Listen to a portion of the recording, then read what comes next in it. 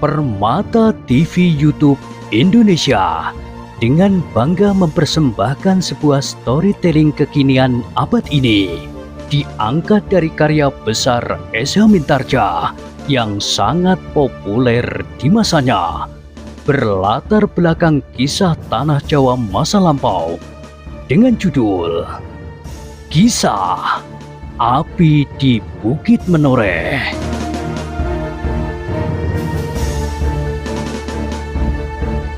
Pada kesempatan yang sangat baik ini, kita masuk pada episode yang ke-500.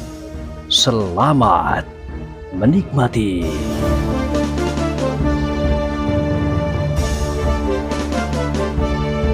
Pada episode sebelumnya telah diceritakan, pada itu pasukan Mataram yang dipimpin oleh Sutowijoyo maju terus selangkah demi selangkah. Mereka menjadi berhati-hati karena seakan-akan mereka telah mendapat firasat bahwa musuh memang sudah ada di depan hidung mereka.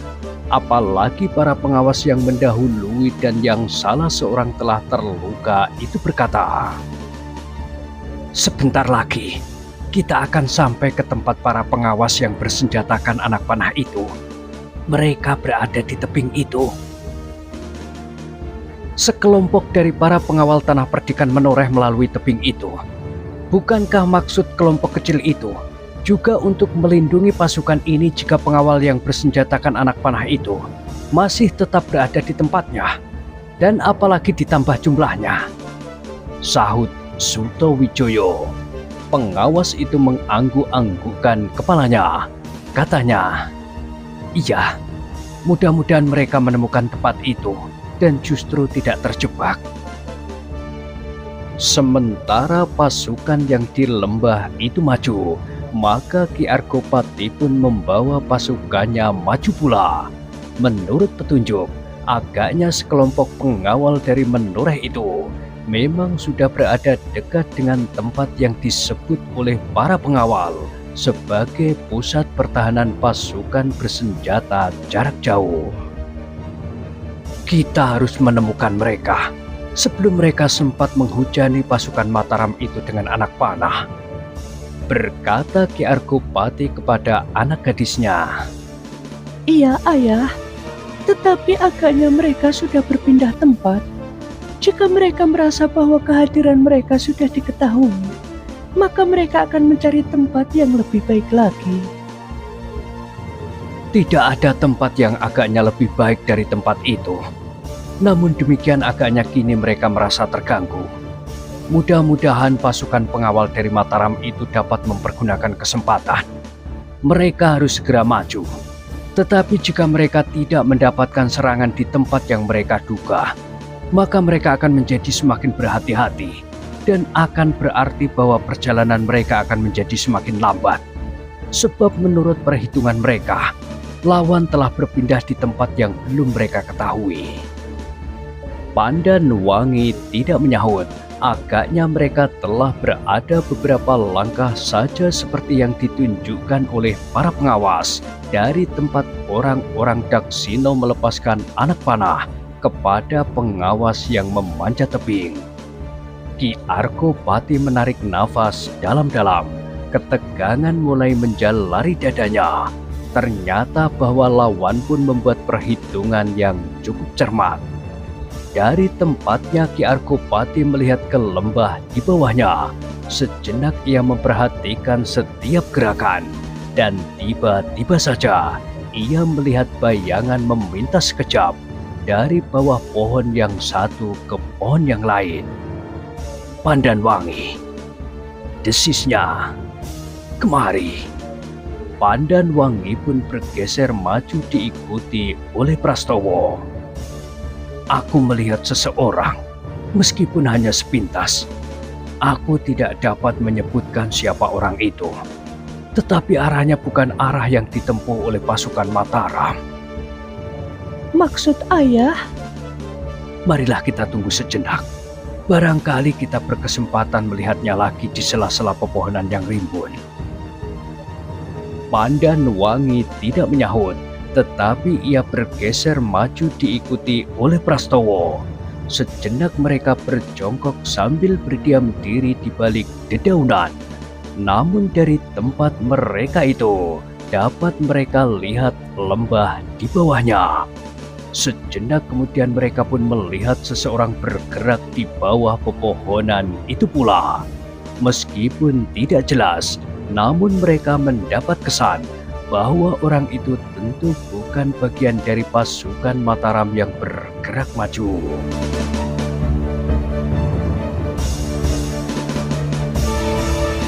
Iya, desis Prastowo. Seolah-olah orang itu bukan bagian dari pasukan yang bergerak. Ki Argopati mengangguk-anggukkan kepalanya, dan Pandanwangi menyahut dengan kata-kata yang bernada gelisah. Apakah mereka bukan bagian dari pasukan lawan yang sedang menunggu? Itulah yang akan aku katakan. Tetapi kita harus meyakinkan lebih dahulu. Pandanwangi tidak menyahut. Namun ketika mereka melihat orang-orang yang kurang cermat bersembunyi itu melintas lagi, maka mereka pun segera mengambil kesimpulan. Pasukan lawan telah menunggu pasukan Mataram itu, berkata Ki Argopati. Kita harus memberitahukan kepada mereka apa yang telah kita lihat. Apakah kita akan mengirimkan seseorang untuk menuruni tebing dan menemui Raden Sutawijaya? Terlambat. Pasukan Raden Sutawijaya tentu sudah amat dekat dengan orang-orang yang menunggu. Jika dengan tiba-tiba pasukan itu terlibat dalam perkelahian sebelum mereka bersiap, maka akibatnya akan sangat merugikan.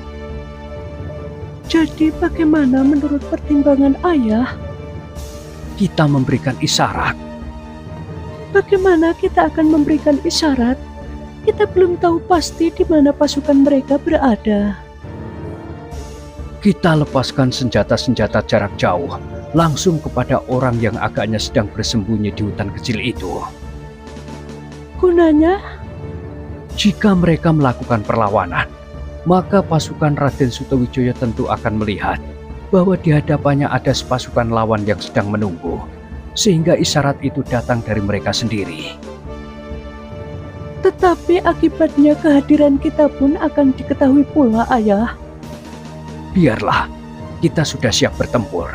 Jika ternyata kekuatan kita tidak memadai pasukan lawan yang barangkali juga sedang menunggu kita, kita akan memberikan isyarat lagi. Tetapi jika kita bersama-sama mengalami tekanan yang berat, apa boleh buat? Masih ada sekelompok yang mungkin masih bebas. Belum tentu. Mungkin mereka pun menjumpai lawan yang bertebaran. Pandanwangi mengangguk-anggukkan kepalanya. Meskipun ia tidak menjawab, namun agaknya ia menyetujuinya. Karena itu, maka sejenak kemudian setelah mereka menjadi semakin yakin akan keadaan yang mereka hadapi, maka Ki Argopati pun kemudian memerintahkan beberapa orang yang membawa busur dan anak panah untuk bersiap. Salah seorang dari kalian yang membawa perisai, perlihatkan dirimu. Mereka akan berbuat sesuatu dan kita akan menjadi semakin yakin atas mereka. Perintah Ki Argopati. Sedang yang lain siap untuk melontarkan anak panah kalian. Beberapa orang pun kemudian bergeser menepi. Seseorang yang membawa perisai pun kemudian melangkah maju, justru menampakkan diri di atas tebing.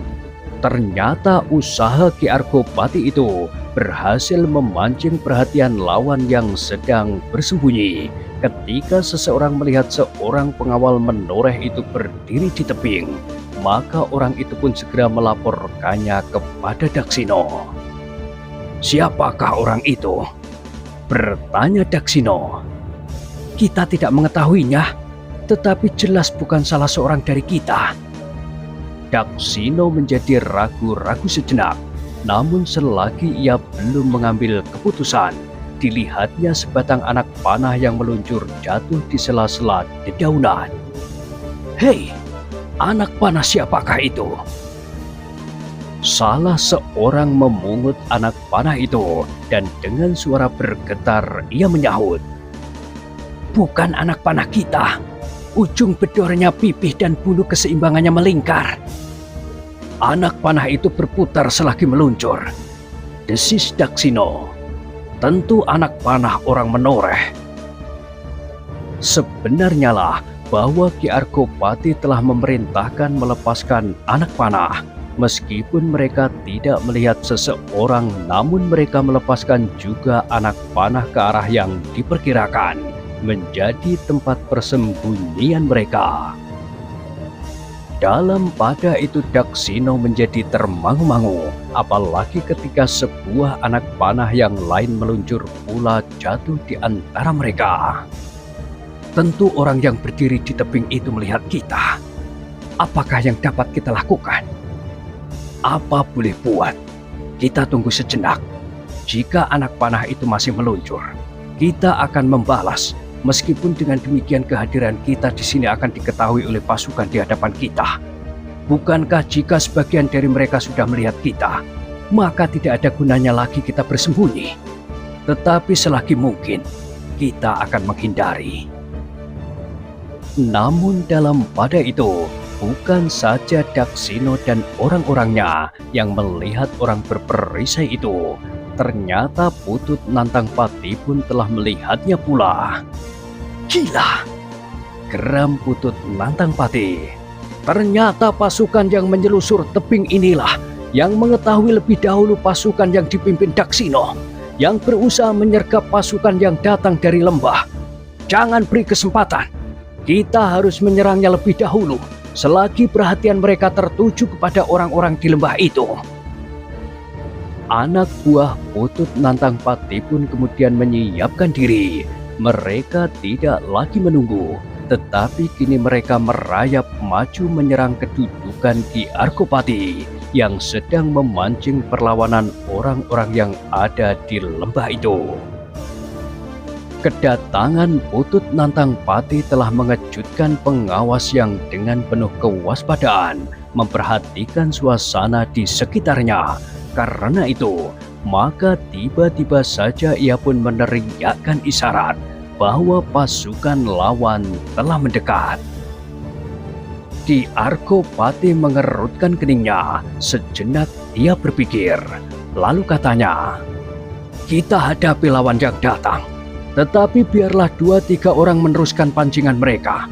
Lemparkan anak panah yang lebih banyak. Tetapi hati-hati bagi mereka yang tidak menyandang perisai. Jangan menjadi arah bidikan yang mapan. Berusahalah tetap bersembunyi di balik pepohonan." Lalu katanya kepada Pandanwangi dan Prastowo, "Hati-hatilah, kita menghadapi lawan yang belum kita ketahui kekuatannya." Demikianlah, maka Ki Argopati telah mempersiapkan dirinya dengan tombak pendeknya. Dalam keadaan itu, terasa kakinya memang agak mengganggu. Jika saja kakinya tidak menjadi cacat, meskipun berangsur pulih, maka ia akan dapat berbuat lebih banyak lagi, siapapun yang dihadapinya. Sejenak Pandanwangi memandangi ayahnya, seolah-olah ia ingin mendapat penjelasan tentang keadaan ayahnya itu. "Kakiku sudah baik, Pandanwangi." Tiba-tiba ayahnya berdesis seakan-akan ia mengetahui akan kegelisahan yang memancar dari tatapan mata anak gadisnya. Pandanwangi menarik nafas dalam-dalam. "Hati-hatilah," desis ayahnya. "Aku sudah mendengar suara pasukan itu mendekat." Pandanwangi pun kemudian mempersiapkan dirinya. Kali ini ia membawa sepasang pedang. Di sampingnya Prastowo pun telah mempersiapkan dirinya pula. Ia pun bersenjata pedang yang lebih besar dari pedang Pandanwangi. "Beberapa orang di antara kalian, naiklah lebih tinggi," perintah Ki Argopati. "Usahakan agar kalian dapat bergerak lebih leluasa.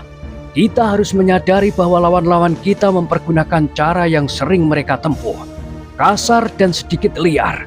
Karena itu, Kalian harus mempunyai ruang yang agak luas untuk melawan mereka. Dengan demikian maka sekelompok pengawal dari menoreh yang terpilih itu pun segera memencar. Mereka telah bersiap dengan senjata masing-masing. Beberapa orang di dalam kelompok tersendiri bersenjatakan tombak pendek, yang lain pedang, dan seorang yang berbadan tinggi kekar membawa sepasang bindi yang lebih besar. Sedang mereka yang memanjat tebing lebih tinggi lagi, selain bersenjata pedang, mereka pun memiliki beberapa buah pisau-pisau kecil diikat di pinggangnya. Mereka adalah pengawal yang telah terlatih mempergunakan lemparan-lemparan pisau belati kecil. Dalam pada itu, beberapa orang di antara mereka masih saja melontarkan anak panah ke lembah. Mereka semakin pasti bahwa yang ada di lembah itu bukan pasukan Mataram. Tetapi Daksina ternyata tidak mudah terpancing. Diperintahkannya anak buahnya untuk tetap berdiam diri. Jangan memberikan perlawanan. Musuh yang kita tunggu adalah mereka yang akan datang lewat lembah ini. Serahkan mereka yang di atas tebing itu kepada Putut Nantang Pati dan kelompoknya. Kita tetap menunggu di sini. Anak buahnya pun menyadari keadaan mereka, sehingga karena itu mereka pun segera berusaha berlindung di balik pepohonan dan dedaunan yang rimbun pula. Namun demikian anak panah yang diberi hulu-hulu keseimbangan membelit dan berbedor pipih itu kadang-kadang dapat menembus rimbunnya dedaunan karena putaran anak panah itu.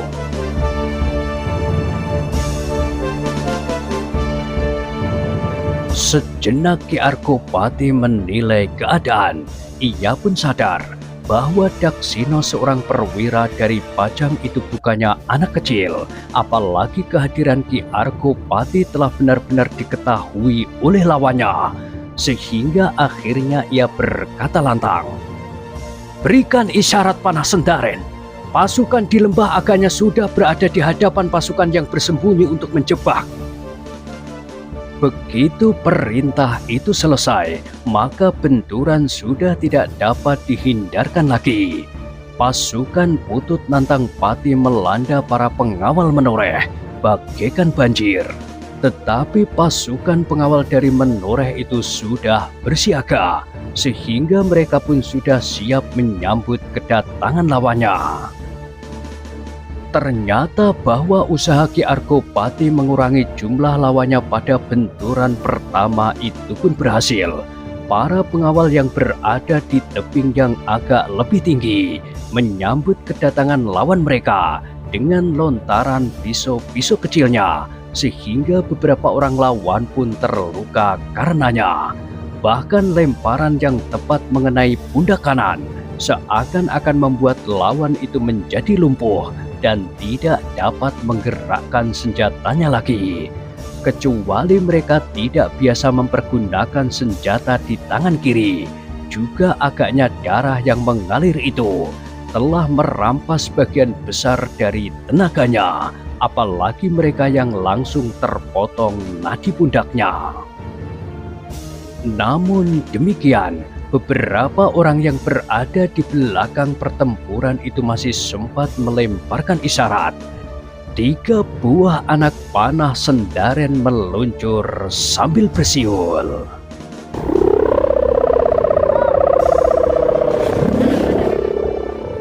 Dalam pada itu, pasukan Sutowijoyo memang sudah berada semakin dekat pada jebakan yang dipasang oleh Daksina. Dan agaknya suara panah Sendaren itu memang menarik perhatian.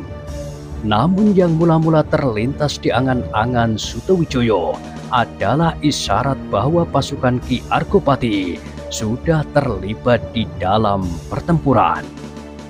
"Lihat," berkata Sutowijoyo yang dapat melihat dari jarak yang jauh dalam pertempuran di atas tebing itu. "Mereka sudah mulai. Tetapi kau lihat beberapa orang berdiri di tebing dengan busur dan anak panah itu." beberapa orang pimpinan pengawalnya memandang ke arah tebing itu dengan hati yang berdebar-debar. Mereka harus memperhitungkan apakah yang sebenarnya sudah terjadi. Mereka melemparkan anak panah ke lembah di depan kita, desis Ki Lurah Beranjangan. Dan itu sangat menarik perhatian, sahut Sutowijoyo. Tetapi orang-orang yang melemparkan anak panah itu pun segera menghilang.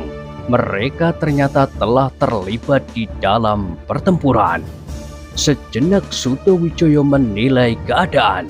Meskipun hanya sepintas, namun anak panah yang dilontarkan ke lembah itu harus diperhitungkan. Isyarat dan arah anak panah itu agaknya mempunyai maksud tertentu, berkata Sutowijoyo kemudian. Apa salahnya kita berhati-hati sekali? Agaknya mereka memberikan peringatan kepada kita bahwa di lembah di hadapan kita ini pun para pengawal padepokan ini telah menunggu. Ki Lurah Beranjangan mengangguk-anggukkan kepalanya. Katanya kemudian, memang mungkin sekali. Agaknya mereka pun telah memecah pasukannya. Pengalaman mereka atas kegagalan yang pernah terjadi membuat mereka semakin berhati-hati, desis Sutowijoyo.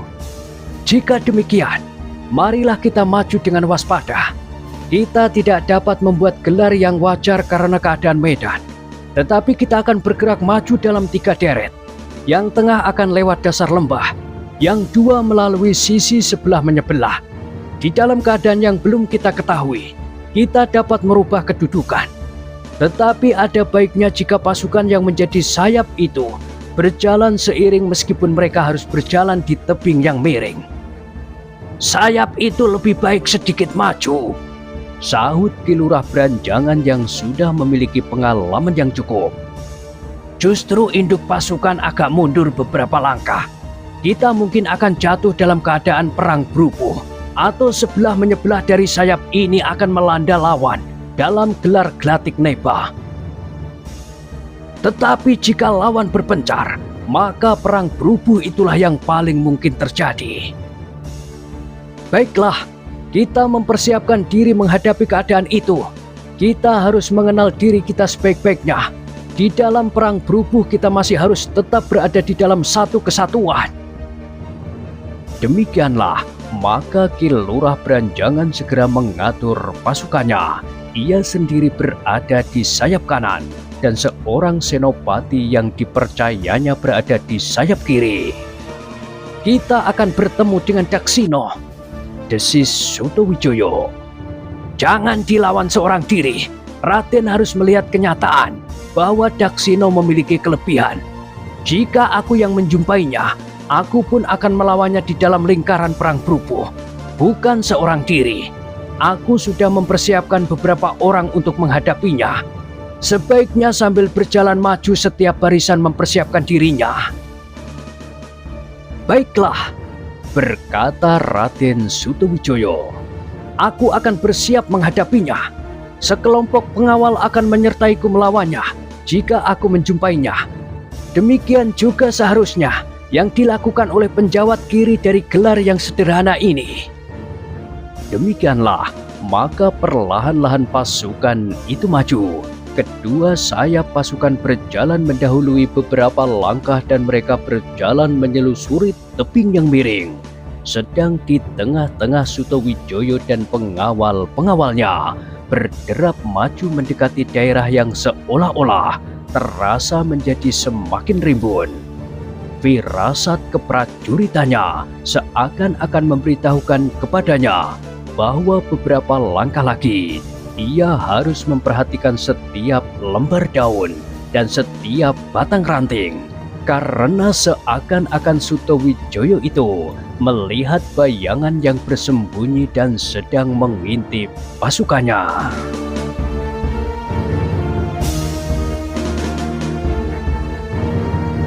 Di hadapan mereka, Daksino menunggu dengan tegang.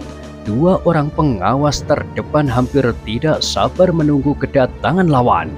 Namun mereka pun terkejut ketika mereka melihat pasukan lawan itu mendatangi dalam barisan yang panjang di tebing yang miring itu.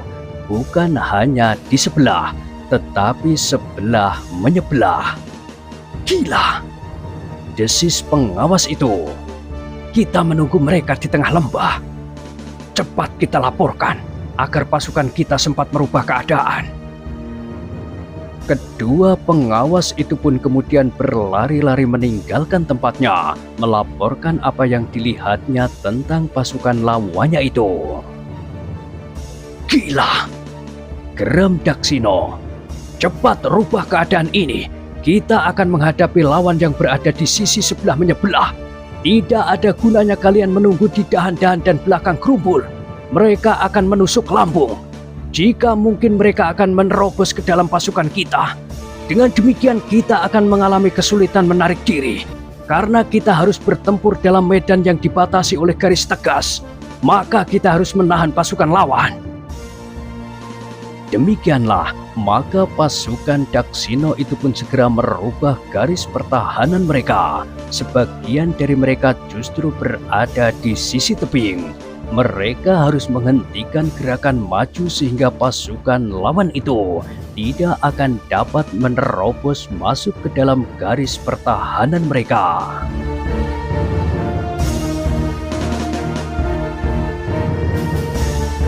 Demikianlah, maka sejenak kemudian kedua pasukan sayap itu pun mendekati letak pasukan lawan. Pada jarak beberapa puluh langkah, mereka sudah saling menyadari bahwa mereka kini telah benar-benar berhadapan. Karena itulah, maka setiap senjata sudah mulai merunduk dan setiap tangan mulai bergetar.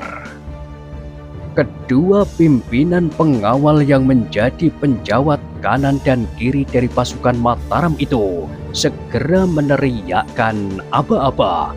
Sejenak kemudian pasukannya maju sejauh-jauh yang dapat dijangkau sebelum lawannya menyongsong mereka dengan garis pertahanan yang rapat.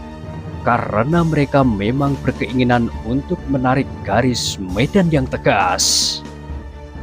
Demikianlah, maka kedua pasukan itu mulai terlibat dalam pertempuran.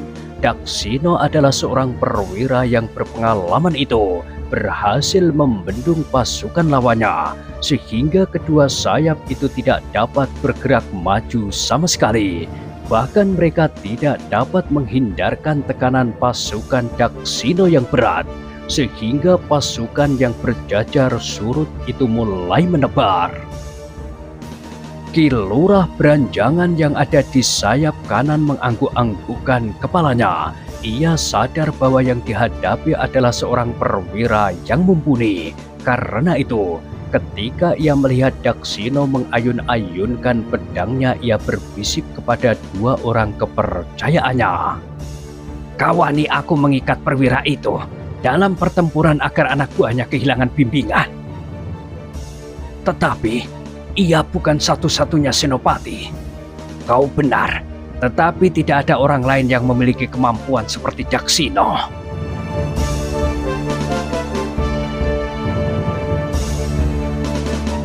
Demikianlah, Ki Lurah Beranjangan dengan dua orang pengawal kepercayaannya menerobos riuhnya pertempuran mendekati senopati lawan. Daksino! Panggil Ki Lurah Beranjangan. Aku tidak mengira bahwa kita akan bertemu lagi. Daksino mengerutkan keningnya, lalu katanya, Hei, kaukah itu pengkhianat? Ternyata kau berada di Mataram tanpa meninggalkan pesan apapun bagi pasukanmu. Ki Lurah Beranjangan tertawa, katanya, Hahaha, jangan membual. Aku meninggalkan lingkungan keprajuritan Pajang setelah aku minta diri. Aku tidak lari seperti kau. Hei, apakah kau mendapatkan perintah dari Kanjeng Sultan Pajang untuk mengacaukan Mataram? Daksino berpikir sejenak, lalu katanya, Iya, kau pandai menebak. Tetapi Ki Lurah Beranjangan justru tertawa. Hahaha, jangan seperti kanak-kanak. Bukankah kau pernah bercerita kepada Raden Sutawijaya tentang rencanamu untuk mengadu dombakan Mataram dan Pajang? Aku menjawab pertanyaan kanak-kanak dengan istilah kanak-kanak pula. Jika kau sudah tahu, apa gunanya kau bertanya? Ki Lurah Beranjangan mengerutkan keningnya. Agaknya tidak ada kesempatan untuk banyak berbicara. Karena itu, maka ia pun segera melangkah maju dan mengulurkan pedangnya lurus ke depan. Dua orang pengawal kepercayaannya pun maju pula dan bersiap menghadapi segala kemungkinan.